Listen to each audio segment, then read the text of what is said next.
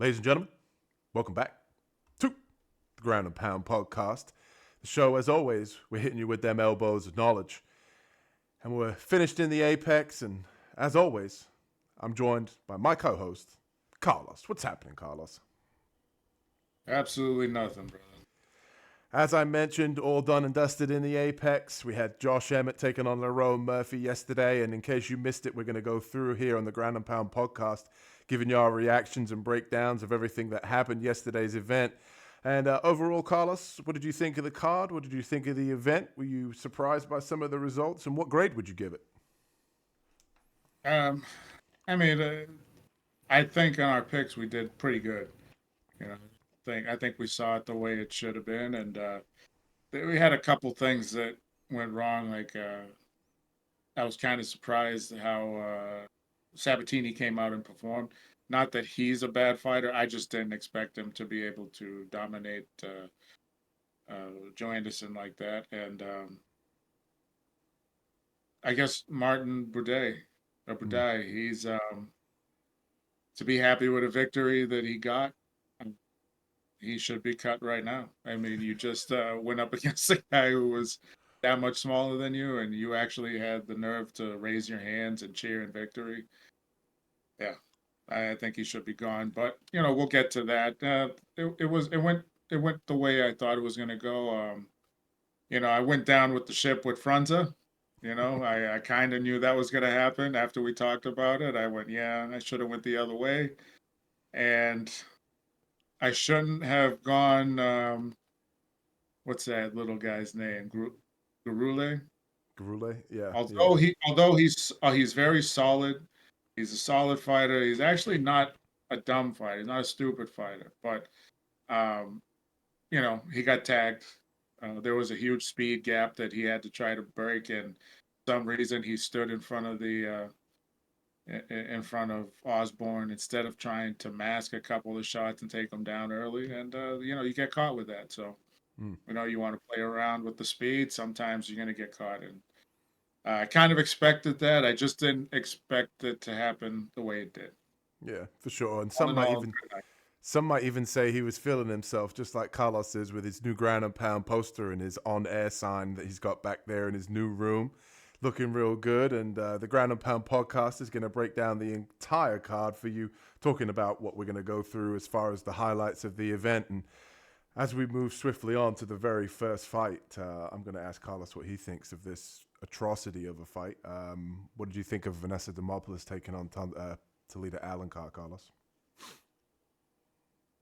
You know it. I mean, you have it right there. You're sleeping on the couch tonight. Um, Probably yours for a different reason, but yeah, I almost took a nap during this one, and it was just the fact that you know, Alencar, you kind of stated during the breakdown that yes, she's got the high credentials, but she actually hasn't been putting the finish on anybody, whether it's submission or ground and pound. And I kind of expected her to find an opening and be able to, at least get the sub. But um, Demopoulos, you saw it.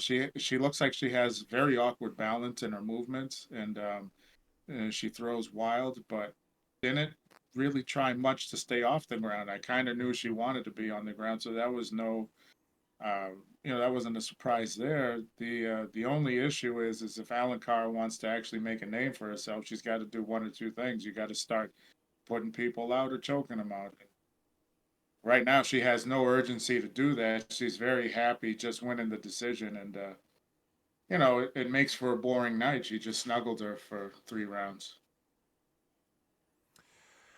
Yeah, I got to admit, I mean, this one, heartbreak to say the least. If you guys missed our full card breakdown, I over here, this man sitting here, this Brit, confessed his love over here for Vanessa Demopoulos, and she went out and broke my heart, really. And yeah, I mean, where do I begin? I mean, first of all, let's start with the positive. I mean, Talita Alencar did what she was supposed to do. She got the win. Hats off to her. The only critique I'd have of her is, like Carlos said, is, maybe coming out and trying to look for a finish. She is kind of a decision merchant at this point, but I didn't think she was going to be able to get the takedowns, and obviously obviously she did against Vanessa. She didn't seem to have any problem, and we go on to what I want to talk about, which is Vanessa. V Nasty. What the hell was that? You made me look fucking stupid as fuck. Like I'm sitting here thinking, oh, her wrestling's fantastic. She's not going to get taken down. Talita Alencar is going to get beaten up on the feet. And it's a terrible performance. And at 36 years old, I wouldn't be surprised if she gets cut. She said, I think it was like 2 fights ago, they said something about her couch surfing. Well, you're going to be sleeping on the couch tonight, sweetheart, because my lawyers are going to be in touch. We're going to be getting a divorce because that performance just ain't going to cut it. I'm not marrying a loser, and unfortunately, that's exactly what you were yesterday. And it wasn't even remotely close. Like I wish I could sit here and say, oh well, we got screwed by the judges, or I wish that Dione had a mare, and I could talk about how bad Dione's performance was as a referee. But yeah, Vanessa, you let me down big time, and like I said, my lawyer will be in touch. So. Be nasty, huh? Yeah. That was a nasty performance. But one performance that didn't suck. Obviously, we had Kennedy Nzechukwu taking a late replacement. Getting injured before his fight. He got I believe it was a knee injury the night before of his fight. So unfortunately, he had to call it quits. And Satybaldiev stepping in on short notice about I think it's a day or two. I don't think, maybe even a couple of hours. But LFA champion 9-0 coming in to face Martin Buday, only weighing 222 pounds. He usually fights at light heavyweight.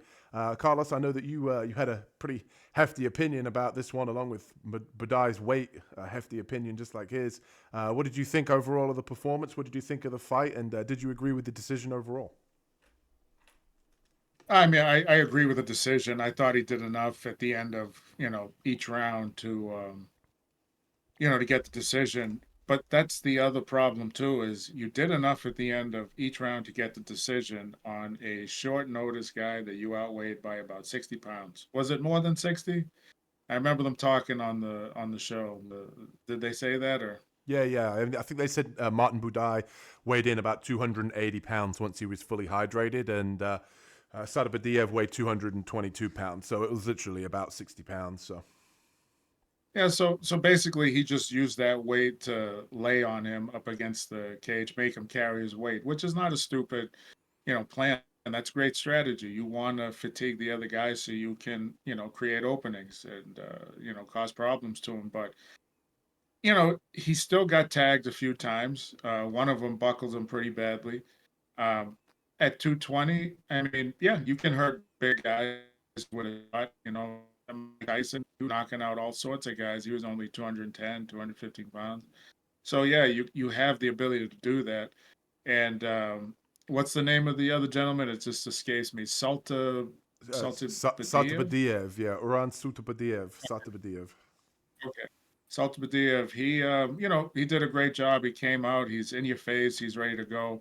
He's getting hit with some shots. He took some low leg kicks in the first round that you could see the bruising in his leg, but he didn't really show signs of slowing down. He was not really wobbled by it. But you could also see that after those vicious kicks that were landed in the first round, in the second and the third round, when Buday ended up throwing those same kicks again, it didn't have as much steam. Why?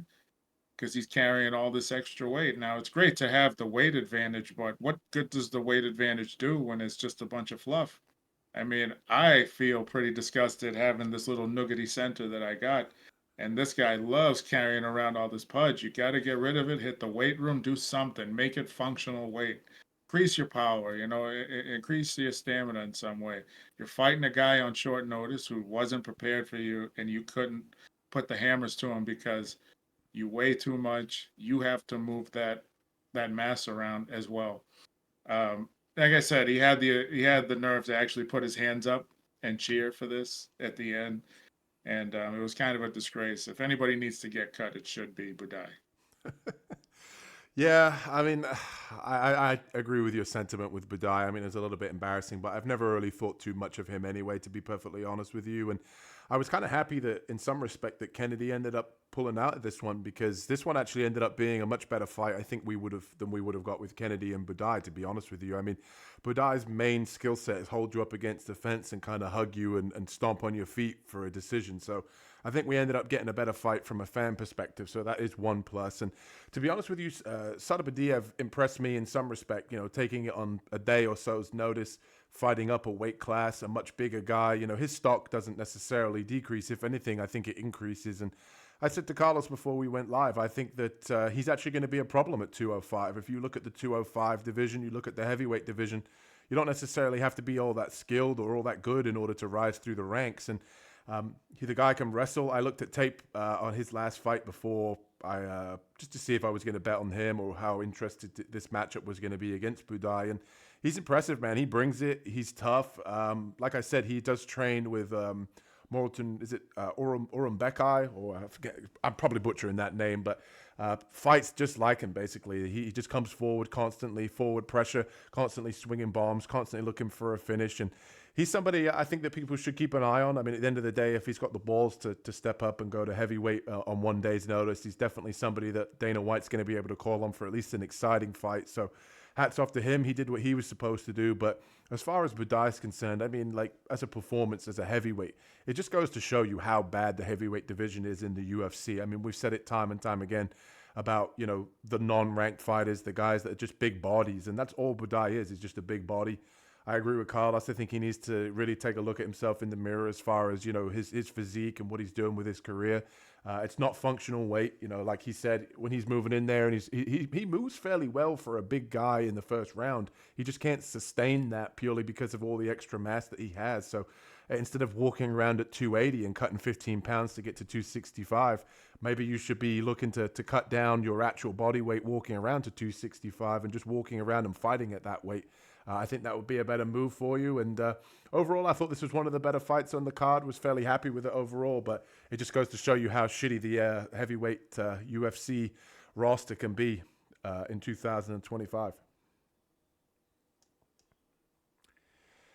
And next up, man, this one hurt me a little bit. I thought this one was going to be a little bit closer than what it was, but Victor Henry was able to get it done. The old dog still has some legs left in him, and he looked good in there, man. I mean, his wrestling showed. You know, he did get taken down a couple of times by Pedro Falcao, my dog of the week, and I thought it was a good performance. He showed better striking and was able to land and drop Falcao a few times. And I wasn't necessarily surprised because Victor Henry is very skilled at the end of the day. He is good on the feet. He is good on the ground. So I just thought it might be a moment for him where, you know, we see a 37-year-old kind of deteriorate. Unfortunately, it didn't go my way. I think we both picked Falcao in this matchup. But overall, Carlos, what did you think of the matchup? Did you think that Falcao showed you anything that you hadn't seen, or did you think that Henry just had his night?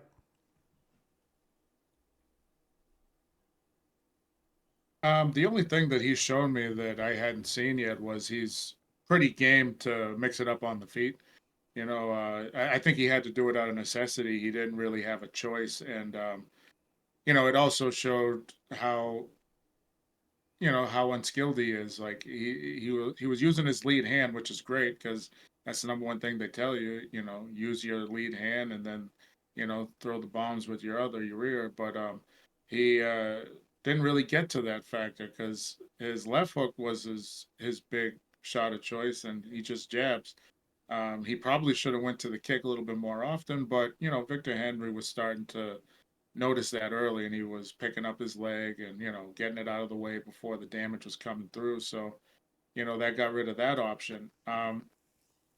You know, this has happened time and time again with Brazilian Jiu-Jitsu fighters where you're incredible on the ground, but you have no means to get it there. And it doesn't mean that Victor Henry's like the greatest wrestler of all time. What we kind of notice is that Falcao doesn't have any wrestling to get you down there. I assumed because of some of the fights that I saw, he would have a way to get you down. He's actually jumped to guys back standing. You know, he's able to pull your hips down and sit back with people and get, you know, the backpack position and get the hooks in. But yeah, you know, Henry he's a veteran. He knows all those tricks, and he was ready to, you know, he's ready to defend them. And you know, I gotta say, props to him. He's talking about at 37 years old at the end of the fight that he needs to work on his power. Most of it is just you just got to sit and commit to the shots that you're throwing, and when you sit and commit to the shots, that also means you might get hit too. So most of the time, that's the thing in MMA is guys will throw volume because it's easier to throw volume to get in and out. But when you actually sit and throw something with some heat on it, you can eat some heat back. And I think it's interesting that he's trying to improve his game. And I mean, he got a late entrance into the UFC, so he's trying to make up for it. So I mean, if he can make a run, I'd like to see it, but at the smaller weight classes, that's going to be very difficult to do. But good luck to you. Yeah, I agree. I think Henry was just one step ahead because even when Falcao did get the fight to the ground, he wasn't able to get those dominant positions and keep them. You know, he would get the takedown and try to get both hooks in, but Henry would be able to only kind of, keep from one getting in and turn into him and get back on top, or he'd get to a hip and be able to get back to his feet, and it just kept going like that. So I think the savvy vet just proved why he's a veteran and why he's been able to stay relevant in the sport for so long. And like I said, I mean, I don't necessarily think that Falcao is a bad, a Pedro Falcao. I don't think that he's necessarily a bad fighter. I think that he just has some holes in his game that Henry was able to exploit. I mean, for example, like his striking defense is pretty poor, blocking most of the punches that Henry threw with his face. And to be honest with you, even Henry admitted, he's not necessarily a power puncher. He's not necessarily somebody that carries a lot of power. But he was able to drop him a couple of times. So definitely think if he was fighting somebody who maybe hit a little bit harder or striking was a little bit more impactful, I think he would have been in a lot more trouble. But hats off to Henry. He proved me wrong. He did what he was supposed to do, and we'll see where he goes from here after this win. And the fight that had me extremely nervous for our best bets video, but we had Loma Lookboonmee being able to get the win over Istela Nunes. And this one was tough, man. I thought that Nunes actually made a pretty good showing of herself. I mean, 6-5, coming off of four losses so far in the UFC, mostly by her getting finished. It was a very, very close fight. And I said on the breakdown video that, she was, Loma Lookboonmee was a huge favorite in this fight. I think it was -700, -900.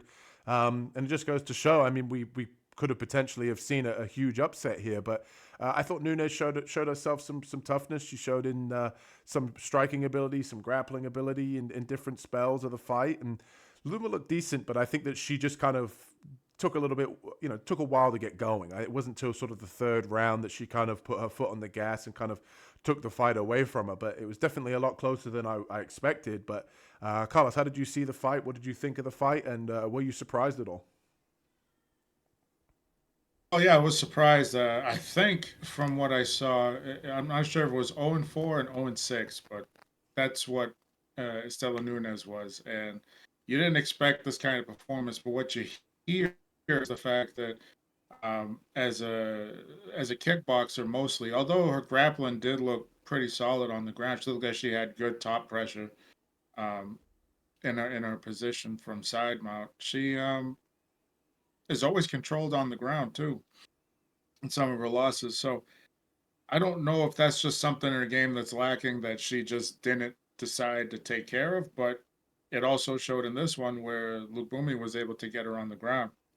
Some of the ugliest takedowns you've ever seen, but she was able to get her to the ground. Uh, Lookboonmee, it was just the pressure in some of those rounds that kept her in it. Because to be honest with you, I was kind of thinking Nunes won round 1 and 2. Like I was pretty close to that, but Yeah. uh, Lookboonmee actually pulled out round 2 pretty good. No, round 1. Round 2, I would say was probably all Nunes, and then was mostly Nunes, and then 3, I'd give it to Lookboonmee. So, like I said, if it went the other way, I wouldn't have been surprised. But the way it went, I was happy with it. There's one thing that I did notice about this Nunes girl that I wasn't too happy about was obviously the eye poke. Mm. You know, just Preach. because just because fingers touch your face doesn't mean you get poked in the eye. And number two, we're going back to the same thing where you're stopping the action, looking for a review just to hear you did not get poked in the eye. And should you take a point away for that? No, I don't think you should. But at some point, there's got to be some type of repercussion that is enforced because the referees can't see everything. And with these gloves, and you can extend your fingers, it is a danger to get poked in the eye. Very serious things can happen. But when you're taking advantage of it, just so the referee notices, oh, her fingers are near my face, close to my eye, and it's like, you're not injured, you're not hurt. She actually wasn't even losing at that point in the fight. Why would you say that you got poked in the eye? And then in her corner later on, she said that Loma was covered with oil, and I was like, is this girl just complaining? You know what I mean? Like, just get in the ring and fight. You're obviously not that good because you're not submitting girls left and right. So if she's covered with oil, you still suck anyway. You can't get her. But number two, like, just get in the fight and mix it up. Like, stop being a baby about it. Get in there, make a name for yourself. This was the best you've looked so far, and I still found a way to make you kind of a whiner and complainer. And yeah, I'm done with that one. I just hate the fact that they wasted the time on the review and there's no repercussion. Everybody wants the referees to take points away for eye pokes and groin shots, which the severity of it, I guess, matters and how many times. But we got to do something about people calling their own timeouts. Yeah, for real. I'm actually happy you reminded me about that. I actually completely forgot until you said that. But yeah, fucking Chris Tione again, right? I mean, people know on this channel, people know, Carlos knows. I fucking can't stand Chris Tione. He's the worst referee in the UFC. And yet again, another little blunder here. And don't get me wrong, it's not always him. It is other referees that do it too. But we got to stop this whole like calling a timeout, like Carlos said, for eye pokes and fouls. And then just to go to the review to see that it either didn't happen or to, I understand the referees are going to give the fighters the benefit of the doubt because they understand the implications of what it could mean and whether they may have missed it or not. Things are happening very fast in there. It's difficult to see, but the thing that does bug me about it is they go back to the review or they show the replay and normally I'm like, oh yeah, that did hit the eye, or oh yeah, this guy definitely, and it's something that just got missed. And 90% of the time you kind of think, okay, it's just one that got missed. When you showed the replay, it looked like all that happened was an open palm just ran down her face. It didn't look like her eye got remotely touched. But she waited a little while, like, they kind of threw a couple of punches, and then she's like, oh, then my eye. And I even when it happened and she protested, I kind of thought, that's really late after the potential eye poke. So that kind of already confused me. So then obviously Tione's like, okay, stop time. If I was Tione in that position, I'd have been like, no, fight, because you were good enough to fight for the next 5, 10, 15 seconds after it and then call a timeout. So it clearly wasn't that bad. You know what I mean? I watched a fight with, who is it? I think was it Finney? Or it was a fight later on. A guy gets poked in the eye and he literally straight away, he was like, all right, I'm good. But you could tell it wasn't that bad. So he didn't make a meal of it. So in a situation, like Carlos said, you're 0-4 in the UFC, you're having the best performance that you've had so far, close fight, get your head in the game, get your head in the fight, and potentially go out there and cause a huge upset. But instead, you're looking at the referee, to bail you out. And unfortunately, maybe she knew it's because how bad Tione was that maybe she thought, hey, I've got the one here that might actually help me out. Who fucking knows? But at the end of the day, I think Loma obviously is 10 times better than Nunes. I think she's going to end up getting cut now. This is far too many losses. You can't have 6-6 fighters on the roster in the UFC, and another blunder for Tione to go up on the list of blunders that Tione's had in his career. So thank you for reminding me, Carlos. Problem, bro. Yeah, and Carlos mentioned about the ugly takedowns in the last fight. We go from ugly takedowns to ugly face. Frunza. There was nothing Frunza about it, but I told Carlos afterwards, when you looked at his face, he looked just like the Thing from the Goonies. Hey, you guys. He looked terrible, man. I mean, like, Rhys looked fantastic. We bet him on the Best Bet show, obviously got him as an underdog. I was actually saying to Carlos I should have made him my dog of the week. I felt pretty good about him, and I talked a lot on the breakdown about how he was going to implement his grappling. Well, he didn't need it because the only takedown he was getting was putting Frunza right on his ass. So 3 knockdowns in the first round, butchered his face, and they ended up stopping it for the cut on the lip. And yeah, like I said, maybe he's going to be getting a new acting role on the Goonies new upcoming movie, but $50K bonus for Rhys. Got it done for us on the Best Bets. I was very happy with this pick. And Like I said, I don't think Frunza necessarily was that good, but it's good to see Rhys get in the win column. He's 0-4 up until that point in the UFC. Good to see him talking to Michael Bisping after the fight, and he's somebody that I will give credit to because he's looked better from fight to fight. And even though he lost to some high level guys, Hamzat, for example, he's shown improvements throughout his fights in the UFC, and it was nice to see him get in the win column and get the 50 G's, baby. Carlos, what did you think of the fight, and what did you think of his face? Absolutely love the fight just because sometimes when you're trying to make predictions and you're doing breakdowns, you're trying to realize, like, okay, so he's losing the top competition, but some of the guys aren't the top. They're just good competition. And if you're not getting the best of some of the guys that are good, and then you're fighting somebody that's a lot better, you're like, okay, so does this guy just play to the talent that's in front of him? So it makes you think whether the talent is good or bad, you're gonna have a close fight no matter what, and it might not go your way. So that's why it made it difficult for me to pick it. After watching this, I'm like, okay, it's just the fact that he was fighting good talent. He had a hard time with it. And what made this even better is you got a guy who's making his UFC debut in Frunza, and he's saying that he's never felt power like mine because, McKee is actually known for being a tough guy, could take a shot, very durable. And he said he's never felt power like mine. I'm going to put him out.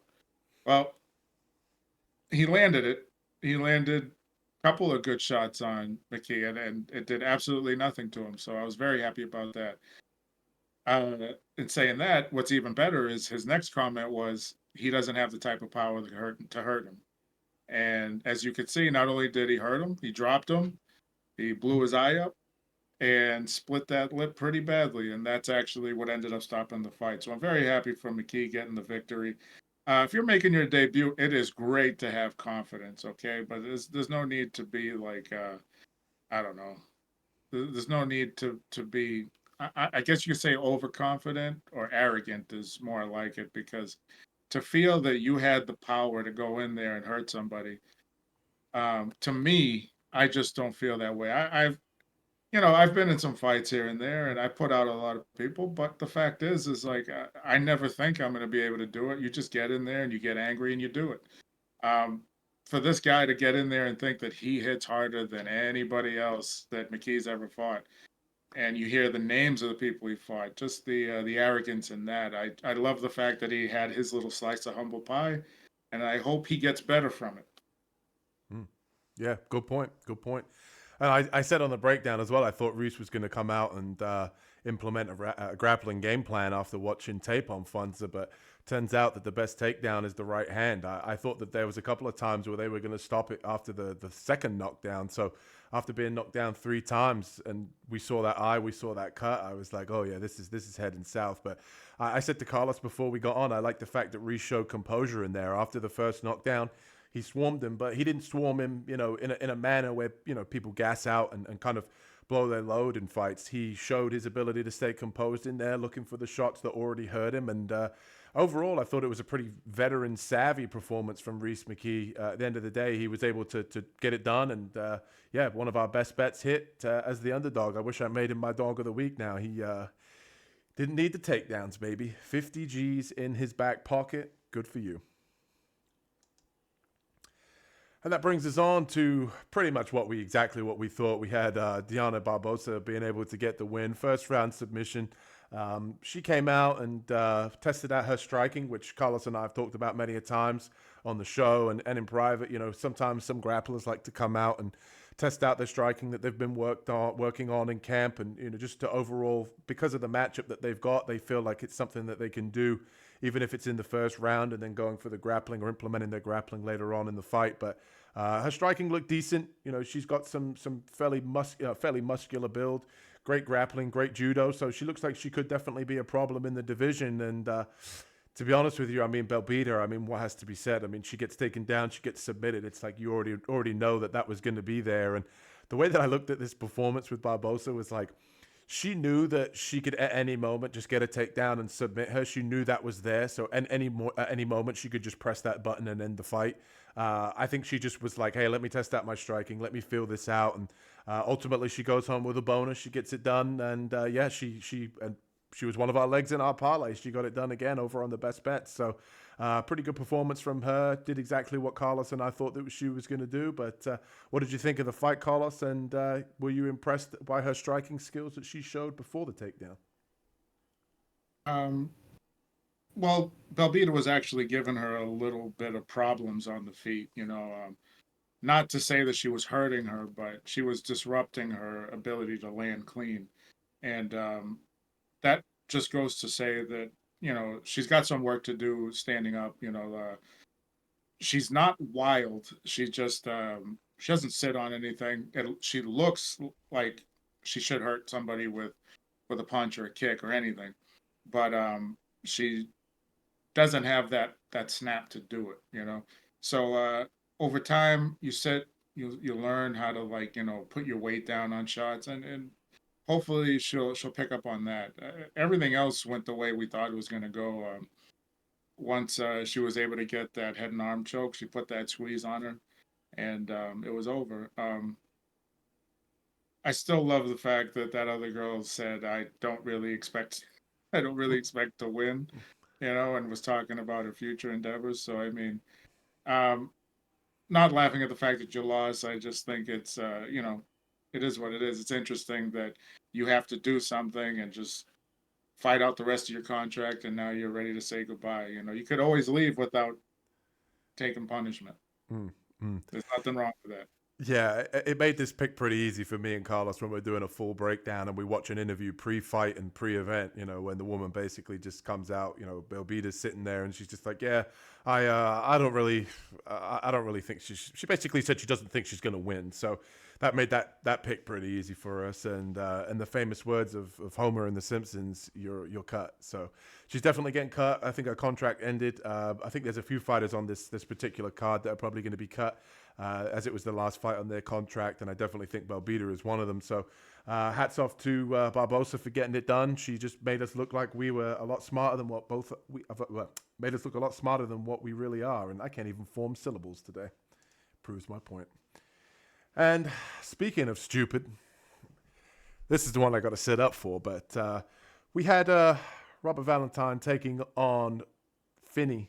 And Finney put on a little bit of a snoozer, but I don't want to talk too much about his performance. I want to talk a little bit about the judging because for those of you that missed it, Finney pretty much wrestled for all 3 rounds, was able to win the first 2 pretty much with control, just repeated takedowns, not landing any damage, not really landing any strikes. And Valentin was able to land the more significant blows in the 3rd round, stuff a couple of takedowns, and ultimately definitely win round 3.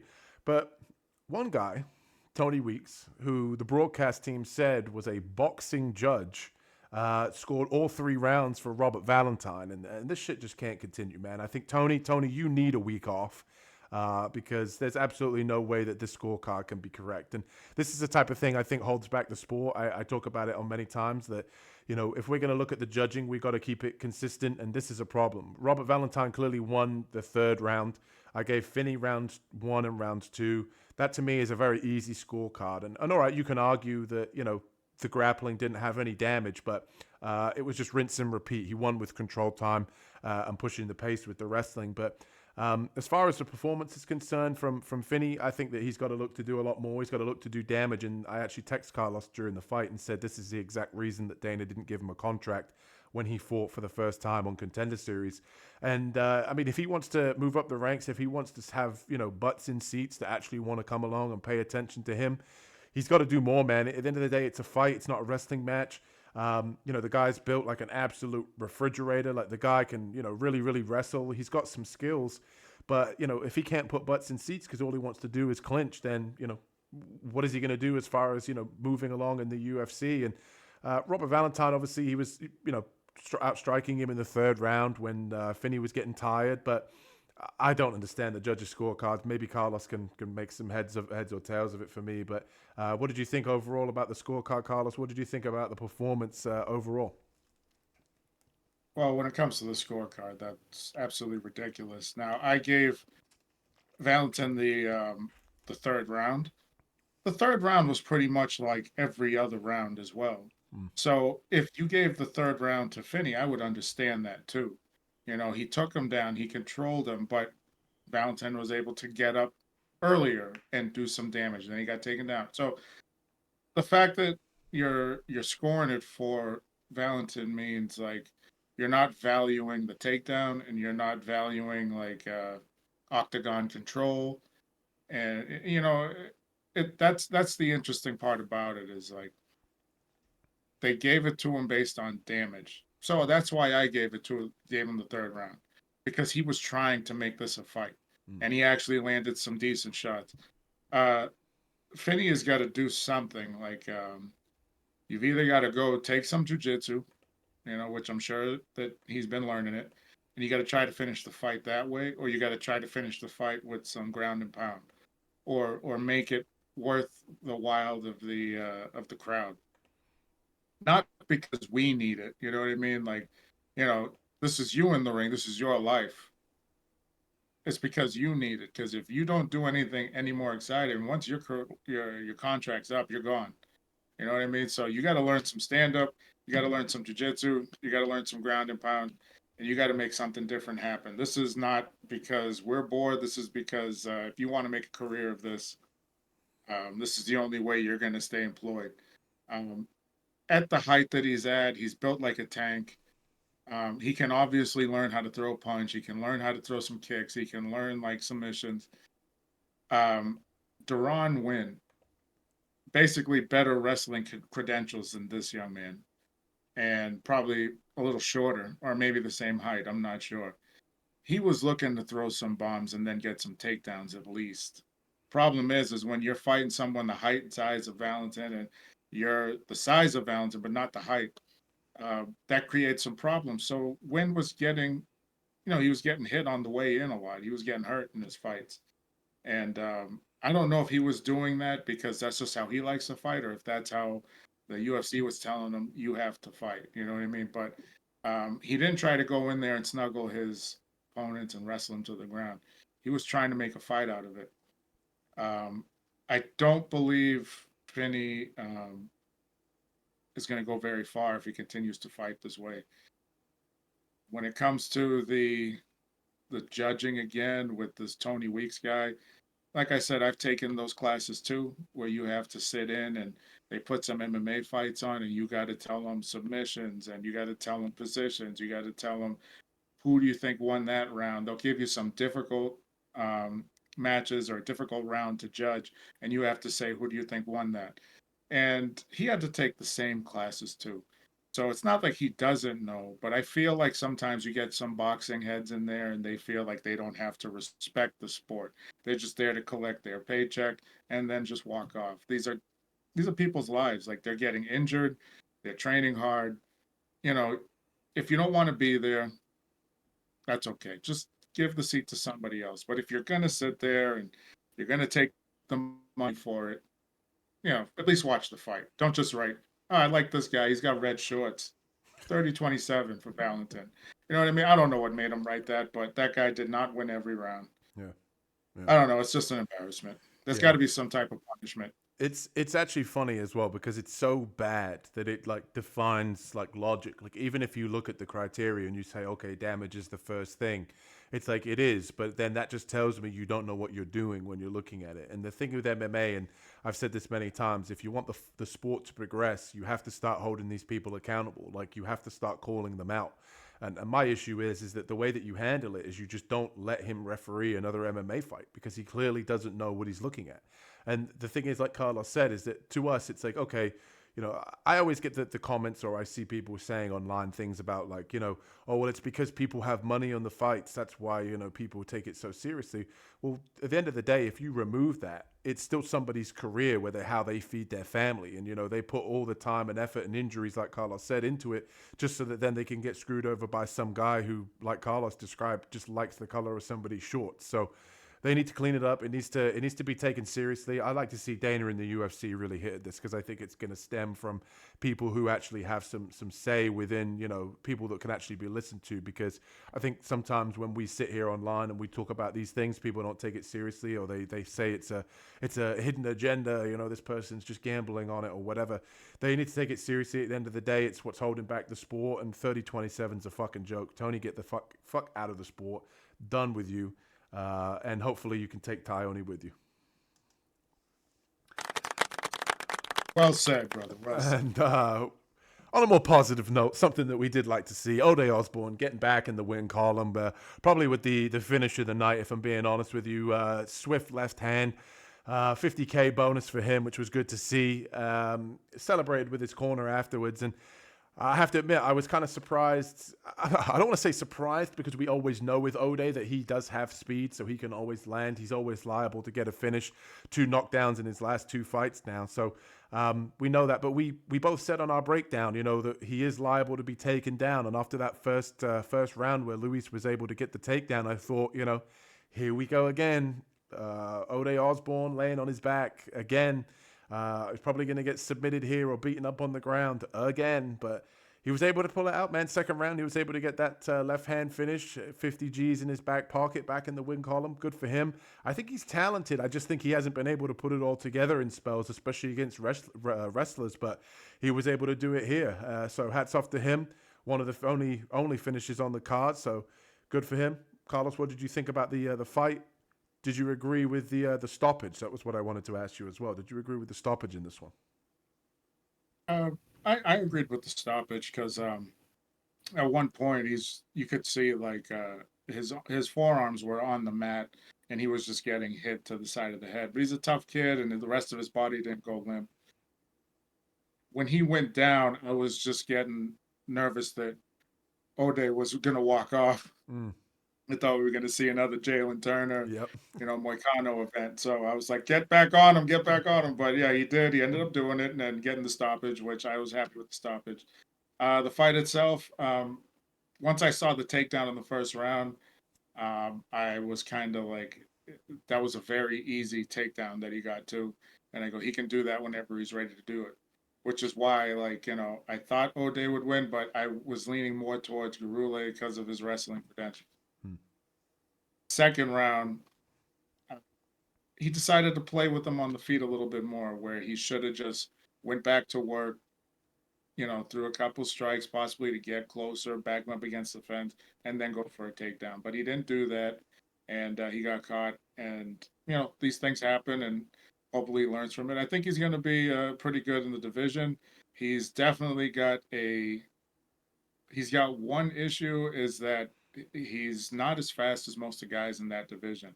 Ode Osbourne is fast, but are they all as quick as him? No, they're not. But there's a lot of guys a lot faster than Gurule, and that's going to be the one thing that is going to hurt him. So if he's going to be on his feet, he needs to be a lot more defensively sound. And I think he got a little overconfident knowing that he could take down Ode whenever he wanted to. So I think that played a factor as well. Yeah, absolutely. Well said. And I will say as well that this division as well is obviously one of the tougher divisions to climb, and in terms of the caliber of fighter. But I agree with Carlos. If Luis is going to be able to have success in this division, he's definitely going to have to improve on his speed, because he did look a little slow out there. Not necessarily that he's sluggish. I just think that his hand speed and his striking isn't necessarily up to speed with some of the other guys in the division. But sloppy takedowns in the second round ended up him staying on the feet for too long and getting clocked by Osbourne. So did what he was supposed to do, got it done, and 50 G's in his back pocket also. And that brings us to Brad Tavares, man, back in the win column. And he was good for our bets this week as well. I had a little side bet with one of my buddies who said that Brad Tavares was going to get taken down at least once by Gerald Meerschaert. 0 for 8 on takedowns. You owe me a beer, buddy. But yeah, Brad Tavares did exactly what I know that he can do. Carlos and I both felt fairly confident, I think, in picking Brad in this matchup. I think it was a good stylistic matchup for him against GM3. I felt like, to be honest with you, that he could have maybe push that little bit harder for a finish. He definitely had Meerschaert hurt a couple of times with some nice right hands. I felt like he was playing a little bit safe, which is something I think Tavares needs to work on. We saw that with Weidman as well, that he just seems to get his opponent hurt and then be quite content to show them a little bit of mercy. I'd like to see him kind of put his foot on the gas, and he has great takedown defense, so it's not like he needs to worry about being taken down. But I think this one went literally exactly how we both saw it, and I think, to be honest with you, with Brad Tavares, I think the reason that it was not as confident, or we had a little bit of doubt, is just because of his lackluster performances against the last few opponents he's had. So hats off to Brad Tavares for making Carlos and I look super smart in this one. Happy that he got it done. And what did you think overall of this fight, Carlos? And did it go the way that you saw it? Went the way that I saw it. I'm happy it didn't go the way that I thought it would go on the breakdown, but it kind of did in terms of looking for the finish. Now, you don't have to get the finish if you're going to be in any sort of danger. I didn't think Meerschaert was going to get him down. You know, his wrestling is very much like, you know, terrible. You know, for a lack of word. I mean, he's very good at jiu-jitsu, but that's the jiu-jitsu curse. If you're very high level jiu-jitsu, for some reason your wrestling is just not there. And he could have put a little bit more sting on those shots. He could have stepped in a little bit more. Maybe throw like a combination just to get him out. Maybe a 2-3 because the right hand was landing for him very good, and the left hand would have just been cleanup. So I don't know if he was hesitant to step in for some reason. Maybe Joe Meerschaert hit so hard he didn't want to get touched back. I don't know, or maybe he didn't want to like get caught reaching in, overextending and get taken down. So there's all sorts of reasons that he could have, played it safe. So, I'll be okay about that. I am kind of, he's one of those guys where he has all the ability in the world to do good things. At this point in his career, not really, but earlier. And there's always something that's holding him back. That's why sometimes it's very difficult to pick Tavares, even though he's got the right size for it, the right build. He's got the athleticism. He looks sharp, but just sometimes he falls apart. So luckily, he made us look good. So I was happy about that. Yeah, I share the same sentiments as with Brad Tavares. He does have every skill set that you would need, and he looks the part. He just sometimes has kind of stinkers and seems a bit timid in there. But I like to see him be a little bit more aggressive and go for the finish in some fights. But he did what he was supposed to do back in the win column, as the title says. And next up, we got the Korean Khabib, baby. Was able to get it done this weekend, taking home 50 Gs. I believe it was second round TKO. Honestly, I was pretty impressed. I said to Carlos, and I said on the breakdown, that this one kind of picked itself for me because I remember watching Cortavious' first fight in the UFC, and I literally wrote in my notes, I went back on them for this breakdown, and I noticed that I wrote in there that this guy loves to go for submissions over position, and he'll go for a submission, he'll take your back, and then he goes for an armbar, and he gets too high, he gets reversed, and Lee was able to capitalize, get on top and pretty much ride out most of the rounds in dominant positions, landing ground and pound, going for submissions, et cetera, and was able to get it done. And I think that's something that somebody has to tell Cortavious. It's something I noticed a long time ago, that he always will go for submissions. And Dominic Cruz pointed it out in the broadcast saying, he likes to go for submissions and he likes to go for the finish, which is great and everything. But I don't know if it's because he's seeking bonuses. He's looking to go for the 50 Gs. I don't know, maybe. But I think once guys get off Contender Series and get into the UFC, they also need to play a more strategic game with their career, that if he's losing fights, he's going to then not be in the UFC. So he can't always continuously go for submissions or go for finishes 24/7, 365, because if you lose 3 fights, that's it. So there is going to be no more UFC. There is going to be no more bonus. So I'd like to see somebody get in his ear and just say, man, listen, you're a great grappler. I think he's pretty talented. He gets into these positions. Just stay in a dominant position, ride out rounds, just keep position and still do damage. He can still throw strikes. He hasn't got to go for that armbar when he took Lee's back. But hats off to Lee, man. Korean Khabib taking home 50 Gs, and he looked good in there. I was impressed with him. I'd like to see what he can do a little bit more in the stand-up, but ultimately he looked pretty good. Carlos, what did you think of the fight overall, and did you think the Korean Khabib has a bright future or not? He does. I just remember I took Cortavious in this one because I figured on the feet he was going to catch him with something like a hard shot. He's very athletic, very explosive. I figured he was going to be able to catch him with something. And actually, what happened was in the stand-up exchanges, Korean Khabib here, he ended up getting the better of the exchange and kind of forced Cortavious to take him down. So, like, to try to at least. And I was very happy with his strength and position. Like, every position he was in, Cortavious was trying to power out of it. I think he powered out of about two of them Mm. where he caught him off balance, probably over to the left just a hair, but over to the right or too high, whatever the case was.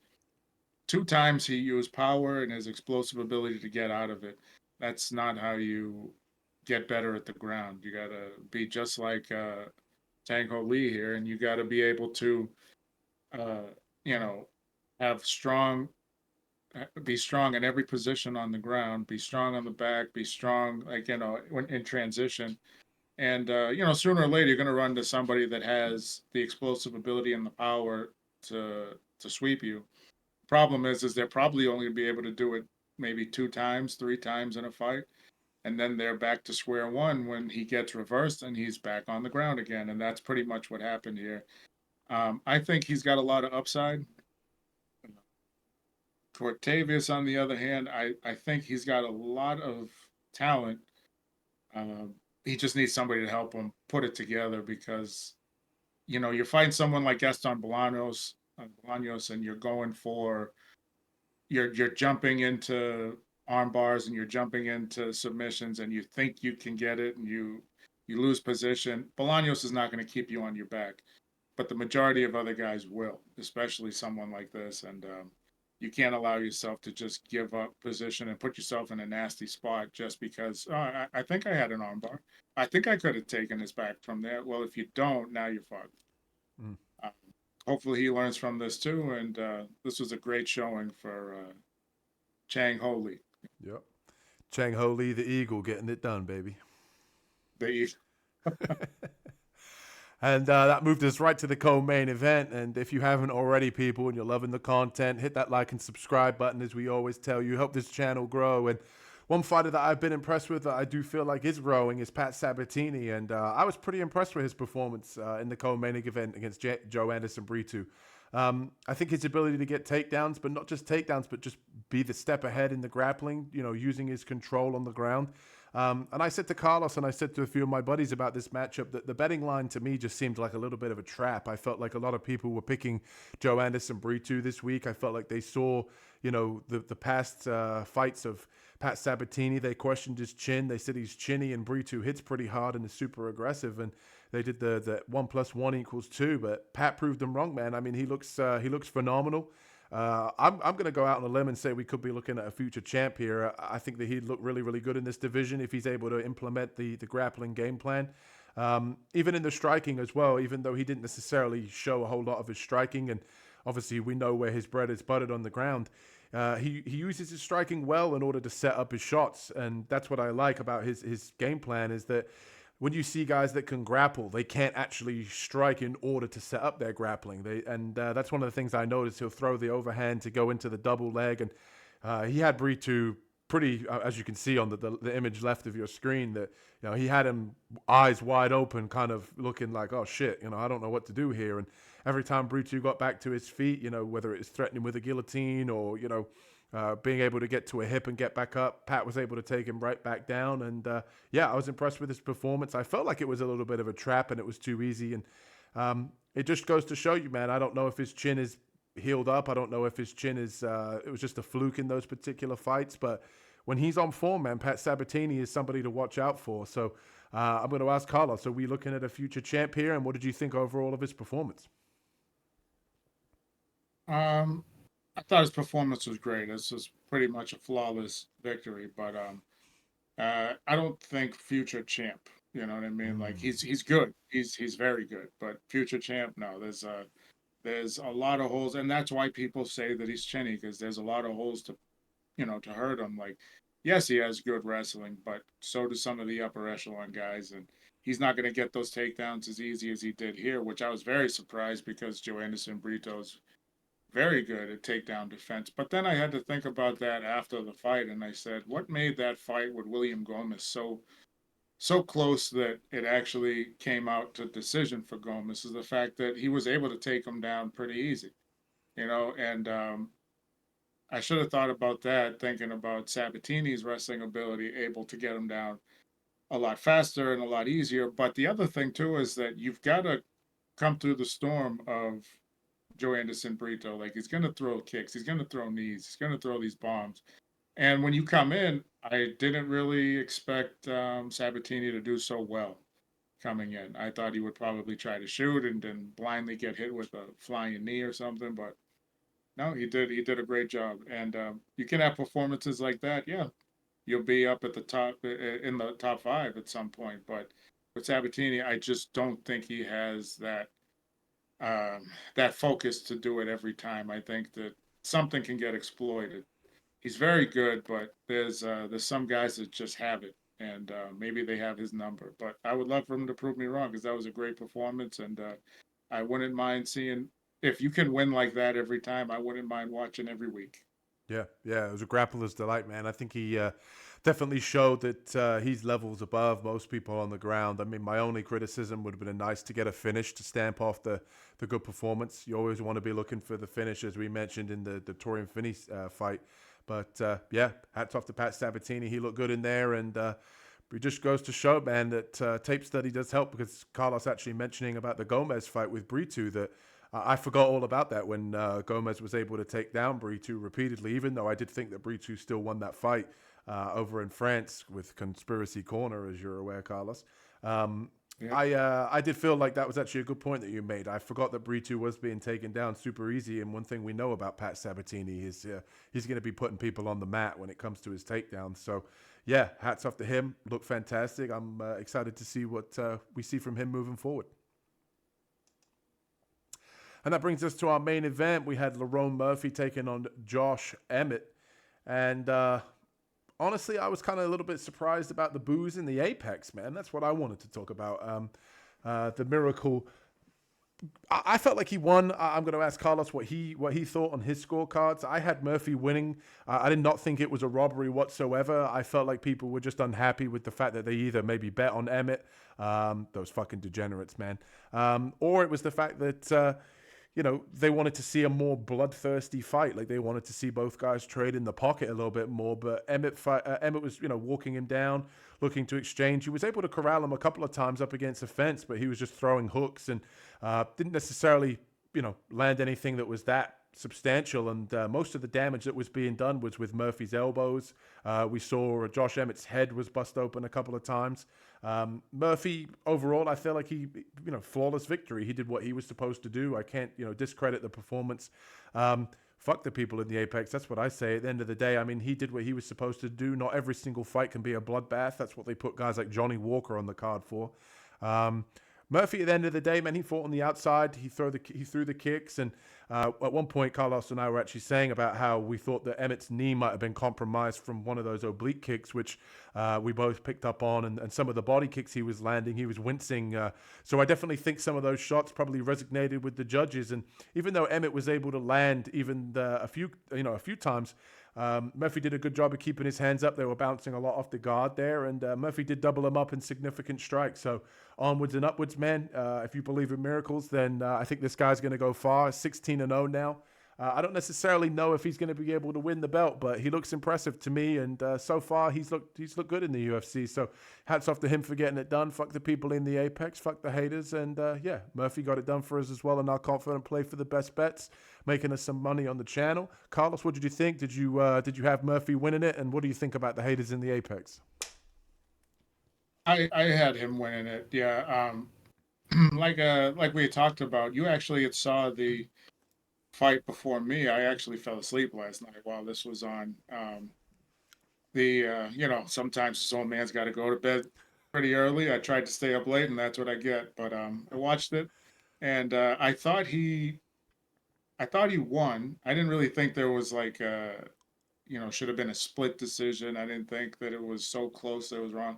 What I did notice is the same thing that you notice and most people do when it comes to Josh Emmett is when he comes in and he gets close, what he does is he throws hooks. That's his thing. That's what he likes to do. If he's not jabbing, he's rarely ever throwing a straight right hand. He's throwing a hook. Okay, and the problem with that is like when you throw hooks like that, you're going to hit to the outside of the body. He's not looking for liver shots. He's just throwing outside on the arms where the guy's usually catching it, and then he throws to the head. Which, if you just keep a high guard, you're not going to get hit with anything. So at least nothing clean. They're going to hit on the outside of your arms as well.